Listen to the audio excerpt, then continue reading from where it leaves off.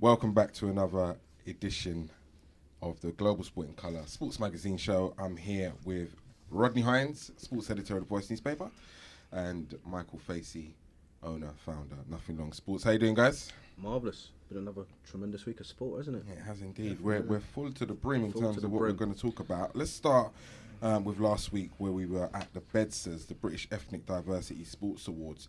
Some great names. Mouthful, isn't it? Yeah, he's a bit. Yeah, I prefer BEDSAs. Great names in the house, though, supporting their third event. The owners, organisers, and sponsors like a Mobile can be proud. Rod, what did you make of it? Yeah, good. Take my hat off to Sporting Equals, who are the energy behind it. Leica Mobile, as you said, are the sponsors as well.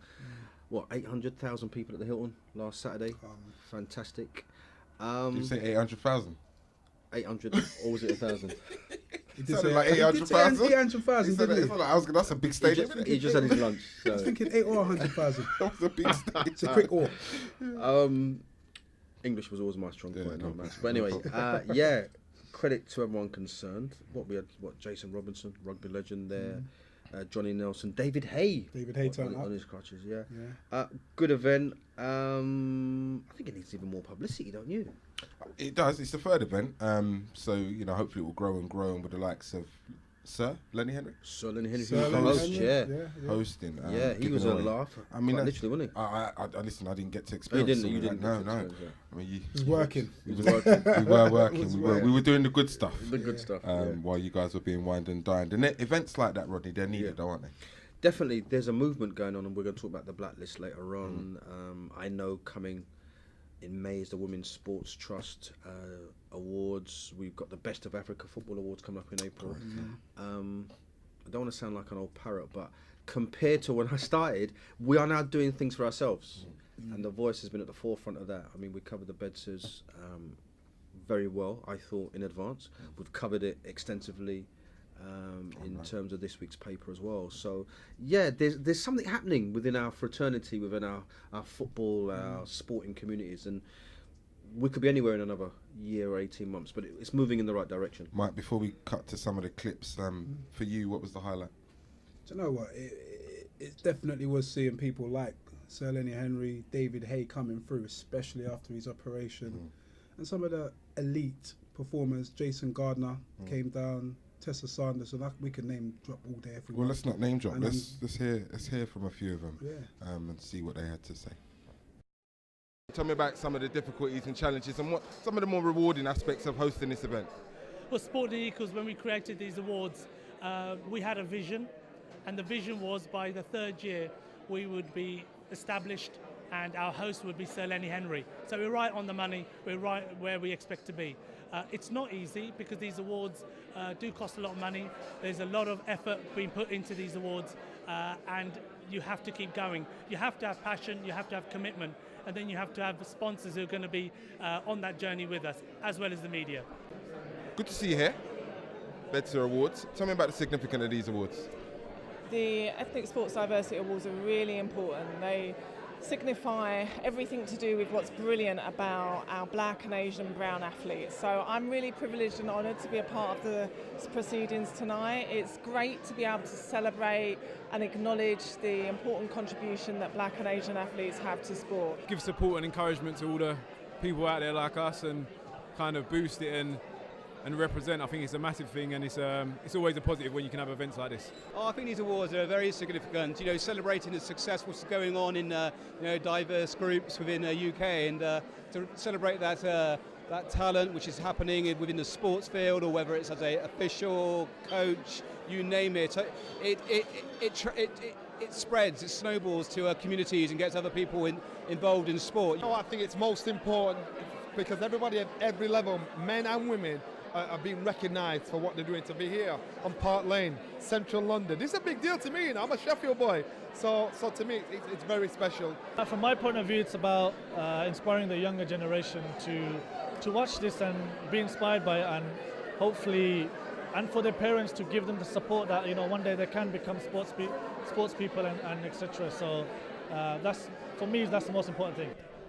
One of the things that I find that is really important to showcase is ethnic minority athletes who are on a huge platform doing the best that they can do in their sport and in their field. So I think it's amazing how these events are taking place, and platforms such as The Voice covering stories like this. Yeah, a lot of people with a lot of great stuff to say. I think one of the highlights for me was seeing James Ellington there. You know, you mentioned David Hay just before we cut to the clips. It was nice to see James there, especially, you know, that he's still in a wheelchair. That was emotional. It was emotional for us, especially because we see him at close quarters quite often. Just to see him is great. Yeah. Bearing in mind what he's been through. Yeah, that's bottom line. Just to see him. You know, I'm glad he's got that get up and going because it's you know, if he was sat at home moping about life and the fact that it's done him a dirty. He did say he was on a mission, though. He said he's on a mission and he's not going to allow this to stop him. He said it didn't stop him when his funding got cut. He's got up and get on with it. True. And he runs sub 10, so. Yeah, no, he has. He was in great form. Hopefully we see him back next year, which is what I touched on. You know, it's all about the Gold Cup the Commonwealth Games in the Gold Coast. Next year, getting all confused, tongue-tied. There were some worthy winners on the night, wasn't there? Yeah, where should we start? I mean, obviously the bigger winners were like Mo Farah. Sir Mo Farah. Let me get that right. Like a Mobile Sportsman of the Year. Kadina Cox, we talked about her a lot last year, won the Sportsman of the Year. Last week, we had the Mind Wellbeing Award going to Sonia Smith, you know, and that's always good. Roxana Begum, Inspirational Performance of the Year. So it was a nice mix, I thought, of elite and grassroots. Yeah. And that's an unusual mix sometimes. No, it is, and that was great. And I know you weren't in the room, but they also did a 10-minute tribute to Muhammad Ali. Fantastic. Johnny Nelson, the Sky Sports pundit, and David Hay had a little 5-minute chat about him, and then they put some of Ali's clips on the screen. And I can tell you now, for me, it was like he was still alive. Yeah.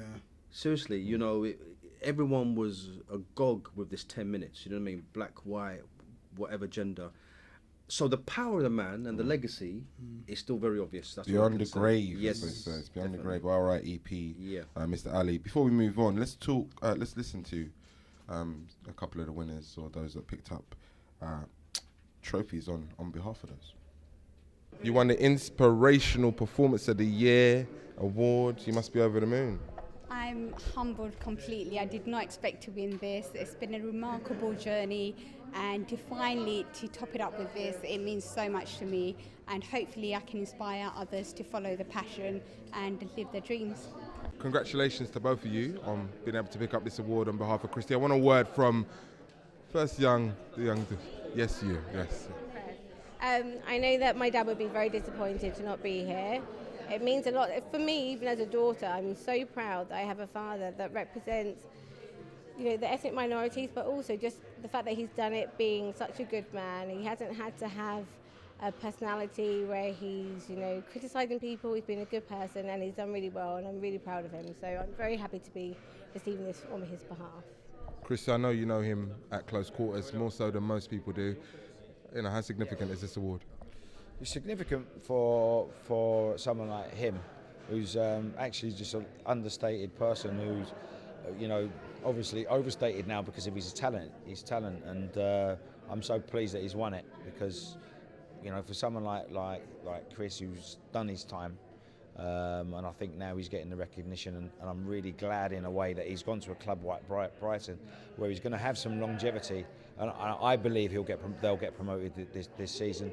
And he's shown that he's not only done it the hard way, but he's been consistent, which is you know, something that you know, needs to be sort of commended. Well done, Roxana. Well done, Chrissy Houghton, whose award was picked up on behalf of him by Chris Ramsey. And Aisha Houghton, his daughter. Yeah. Always a pleasure talking to those guys. Still sticking with the BEDSAs in a manner of speaking. Jason Robinson. He's on the back page of The Voice this week. Yeah, absolutely. Talking about the current generation of rugby stars that are doing it for England. He had a few interesting points to make about this generation currently doing their thing. So let's listen to him. Tell me about some of the standout performances across the Six Nations. Yeah, I mean, you know, I think the Six Nations have been great. They've had the bonus point wins now, which I think has been good. You know, there's been some great performances as well, and that's what you want. You know, you look at Jonathan Josephs, he's been outstanding. Just his footwork. You know, I'm all about people attacking and express themselves. I don't want to see too many scrums or lineouts or slow play. I want to see the guys with the skill, get the ball, bit of space, use the feet, the footwork, and certainly he's been one of the standout performers in this Six Nations. I like listening to Jason, you know. I think he needs to do more media. He probably will. It's always interesting hearing what he's got to say, though, isn't it? That's what do they call him, Rods? Billy Whiz? Billy Whiz, yeah, for his speed and his sidestepping. Listen, I caught a few words from him right at the end. He'd got the Lifetime Achievement Award. And he was emotional on stage when he picked it up. And he talked about basically where he was coming from, which is Beeston in Leeds, which is a notorious part of Leeds. And, you know, we've got him on the back page this week of The Voice, and he said some interesting things that, you know, when a black man can see another black man doing well, it helps the ones coming through. And, you know, we've talked about the England rugby team. Six Nations, there's a tick, just failed to win the Grand Slam with Ireland beating them. But within that squad, there's half a dozen black men all doing well, whether it be a Courtney Laws, Jonathan Joseph. And as Jason said to me, rugby's an elitist sport. Yeah, you know, so for people of our own colour to be, they're not making up the numbers, they're pivotal to the scenario. And I'll tell you what I see, and it may not move at the same speed, but do you know why when you saw a black player in a football team? Yeah. You were shocked a little bit, weren't you? This is going back a bit, obviously. Yeah, but still. And look where it is now. Can that happen in the world of rugby? I don't see why not. I don't see why not. It might take a little bit longer. As I said, there's a lot of elitism attached to rugby, but it's all moving in the direction, and they're successful as well, which helps. I was just going to say, winning helps. Makes the game sexy, doesn't it? Absolutely. Makes the game sexy, makes the Absolutely. kids look up and look at the profile of these guys, and like you said, it's all about relatability. Absolutely. You know, if I can look in the England squad as a young 13, 14-year-old who's at school, maybe flirting with the idea of taking up rugby, but it's raining, it's cold. It looks muddy. But then you can look muddy. at the status that these guys are obtaining. Yeah. That's appealing to me. Of You know, course, and I think that that's the kind of thing that will definitely lead to another generation following this this successful lot. So, well done to them. In talking about engaging with grassroots, let's move on to football and the blacklist, which is coming up next week. Next Tuesday, Rods, before we even get your thoughts on that, because we've interviewed yourself and Leon Mann, both co-founders of the event. Let's cut to that interview and hear what you guys had to say. Thanks for your time, guys. Let's go from the beginning. What was the motivation for the football blacklist? How did you guys get started on the idea? I'd imagine you had a similar focus, but slightly different reasons. Well, I remember approaching Rodney when I was starting out in journalism, having left Kick It Out, and I was looking for some work opportunities to do some writing around the sports media. And one of the ideas I discussed with Rodney was how we highlight some of the people who I'd seen in the meetings that I'd been in that our community didn't necessarily know about. So we knew about the footballers, we knew about the Ian Wrights, the Thierry Henrys, but we didn't know about the key decision makers, the people who were helping to shape the future of our game. So we had a great conversation around what could be possible, and we talked about profiling people from our community. And then Rodney said, well, why don't we call it the blacklist? And actually at that point there was a bit of a moment of, ooh, hang on. Dangerous. Yes, this is a bit dangerous. What would the football authorities think about what we're suggesting here? Because obviously, you know, the inference with saying you're on a blacklist is not a positive thing, but actually, you know, we're black people, and this is a positive list. Yeah. And we couldn't believe the response we had when we put it out through the Voice newspaper. Yeah, I mean, you're absolutely right. I mean, I'm just trying to recall it. I think it was a conversation in my office one day, as you said, you were coming up and looking at some work in terms of the sports media. And we just shuffled it around, and what is almost that small acorn now becoming this massive scenario. Very simple, and the best ones are simple. And having been at The Voice for as long as I'd been at that time, I was excited that here was another initiative that we could run with. And obviously The Voice publishes the blacklist. And I think, as we've always said, that is the forum, and that's the vehicle that it should be in. And I've done a lot of things at The Voice over the years, but the reaction to the blacklist over the years has been absolutely phenomenal, from all levels. So moving on to where we are now with Premier League support is absolutely fantastic, and it's down to us and down to others to continue to do what they're doing and for us to keep open some doors and letting people know that we're here and we're here to stay. Rods, some salient points. UEFA, FIFA. I hope. Well, we know they're watching this podcast every week. This show every week. Everyone's watching it. It's the show to watch. Show to watch. But on a realistic point, you've made some huge strides with the blacklist, the football blacklist. We heard about where you guys want to take it moving forward. Just from a personal point of view, you must be really pleased to have the Premier League involved. Yeah, I mean, as I said, not necessarily what myself or Leon saw when we sat down many years ago, but it means that you're on track if the Premier League, I mean, let's not mess about, the foremost football league in the world, bar none. So for the Football League to say we want to support this event is massive and it's great. We publish the list in The Voice every May.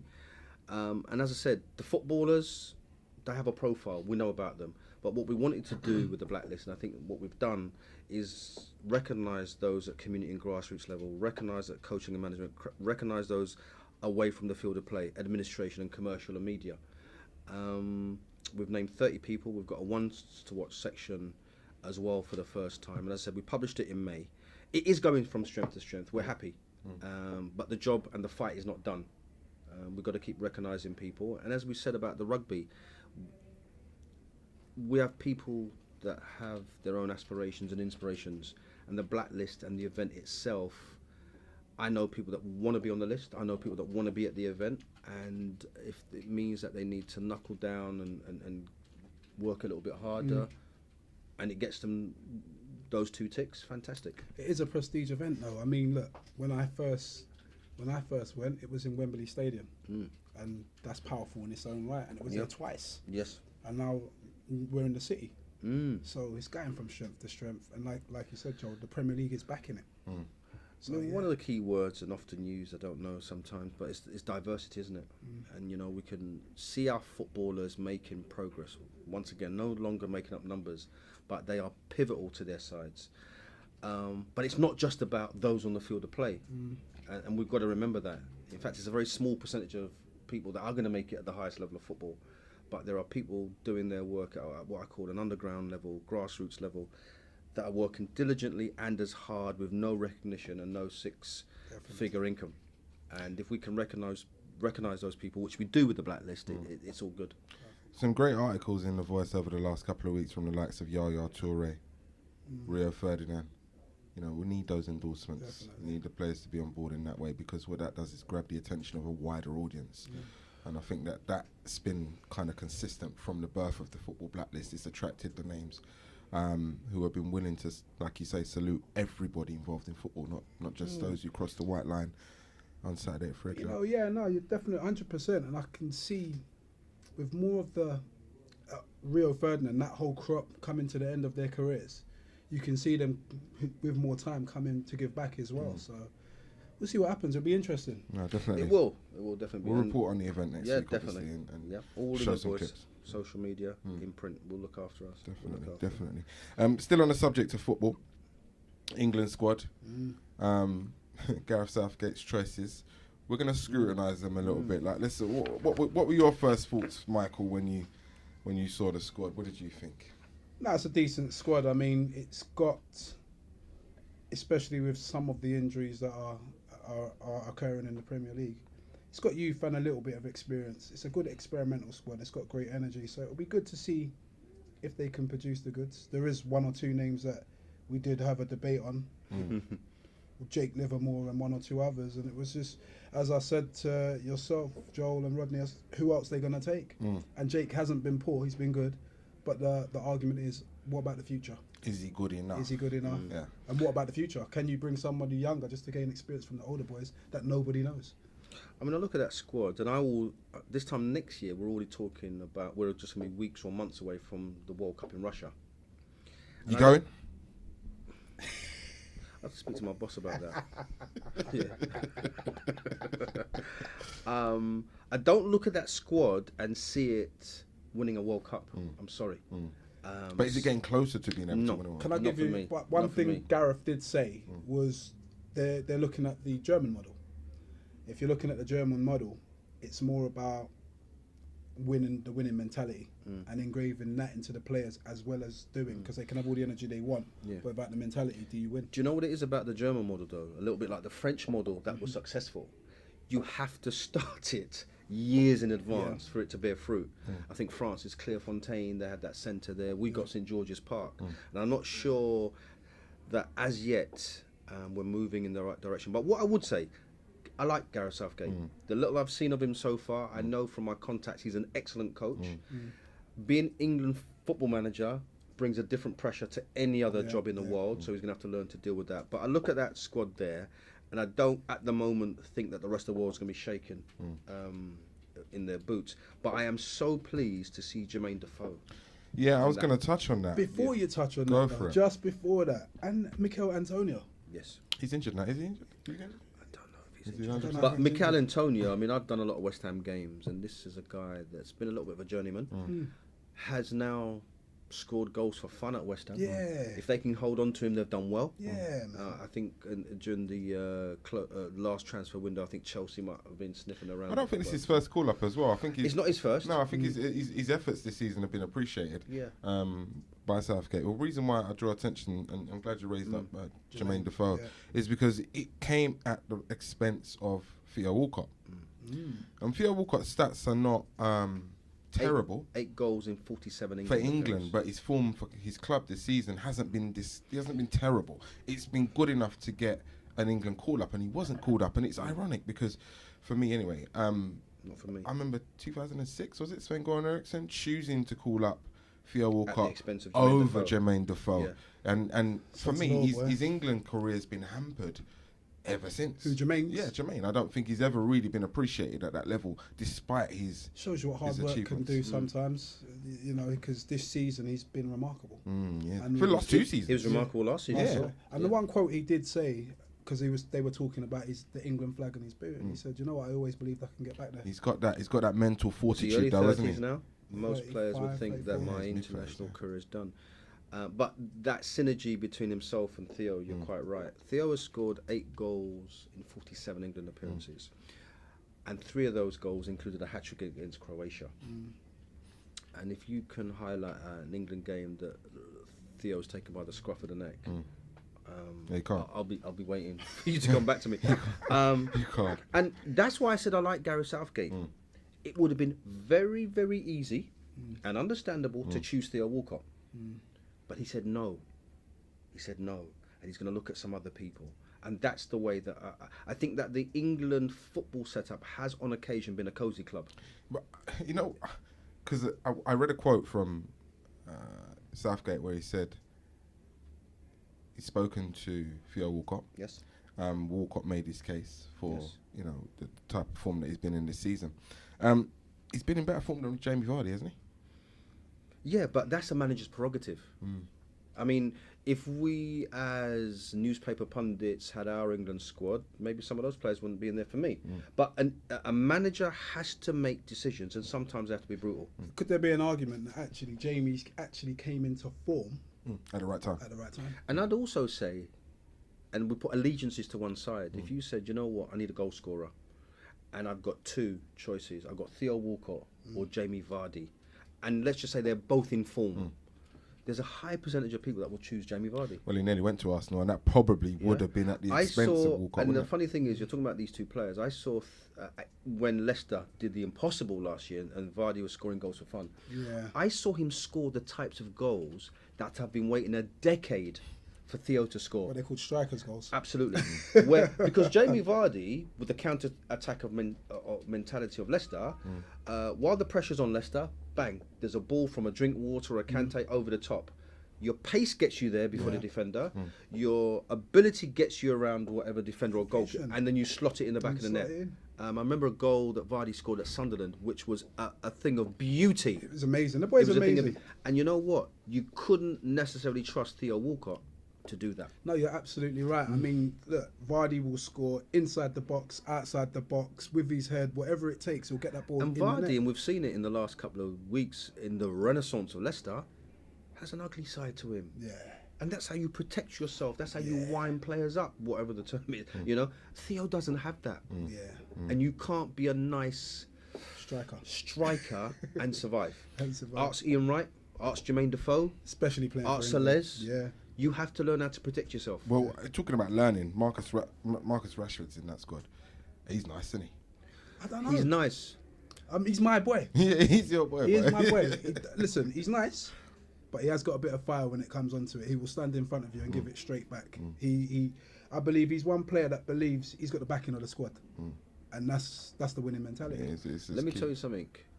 In a decade of Rashford, he will surpass Theo Walcott comfortably in the goal stakes. It's 3 trophies down already. And what I'd also say to you, if you look at the type of player that Rashford is growing up with at Man United, we did an article on him the other day. That's right. He has had the ability to mix it with Tevez, Van Persie, Berbatov, Zlatan, Wayne Rooney is his confidant. Now, if you can't learn from all of those 5, come on. The guy's going to be dangerous. If you can't learn from them, you can't learn from them. You might as well just call that guy. Yeah, do something else. And he'll be fine. If you didn't see that that story in the actual hard copy of the paper, do go to www.voice-online.co.uk. Marcus Rashford hasn't even filled out yet physically, so he's going to be dangerous. Listen, I met the boy, man. I love him. He's going to be dangerous. Trust me. I met him. Yeah, great lad. Man. Dangerous. I saw him lead the line for Man United against Chelsea in the FA Cup. Chelsea and Man United were unlucky that game, and all the headlines were about other things, but he was a beast. The boy showed a maturity beyond his years, and an application that for me suggests that he's going to be very also, special. While I named some players that he can obviously learn from, he's got the right manager. Yes. He's got the right manager in Jose Mourinho. And the first thing, never mind scoring goals, you've got to work hard. Simple. Simple as that. It's life, isn't it? Yeah, if you work hard and you have some ability, you've got more than a fighting chance. Yeah.